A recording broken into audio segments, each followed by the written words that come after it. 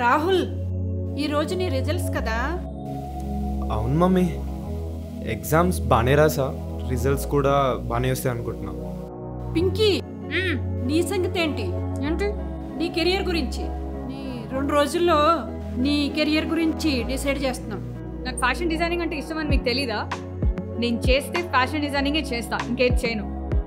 నిఫ్టీకి already apply చేశాను, దాని acceptance letter వచ్చేలా ఉంది రేపో మాపో. ఏంటి? వాడికి మాత్రం ఫుల్ సపోర్ట్ ఇస్తున్నారు యూపీఎస్సీకి. నాకెందుకు ఫ్యాషన్ డిజైనింగ్లో సపోర్ట్ చేయట్లేదు అర్థం కావట్లేదు. రిటైన్ అయ్యే ఛాన్సెస్ ఎక్కువ ఉన్నాయి, నీకు క్రెడిట్స్ తక్కువ ఉన్నాయి. ఇంతకు ముందే పింక్ విషయంలో నన్ను ఎగ్జాంపుల్గా తీసుకున్నారు. ఇప్పుడు ఇన్ని ఇయర్స్గా మెయింటైన్ చేస్తున్న ప్రొఫైల్, ఇమేజ్ అన్నీ ఫేక్ అని తెలిస్తే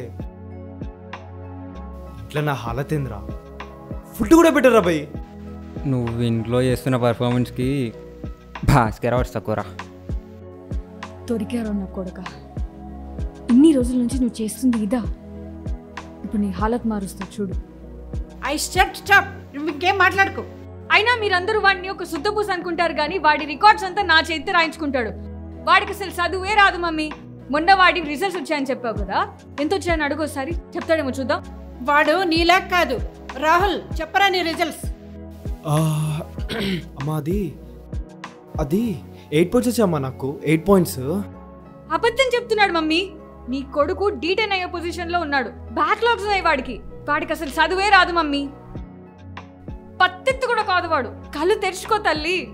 ఇంతవరకు వాడు అందరి ముందు నేను టాపర్ అని చెప్పేసి చెప్తూ కూర్చున్నాడు. మీరందరూ ఎర్రి పుష్పాల్లాగా నమ్ముతూ కూర్చున్నారు. కావాలంటే నేను చెప్తా వాడి రిజల్ట్స్. నీ హాల్ టికెట్ నెంబర్ చెప్పు. ఇదిగో.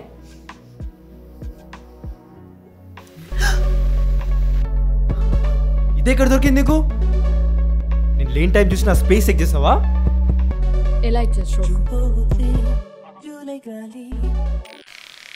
Is Savai.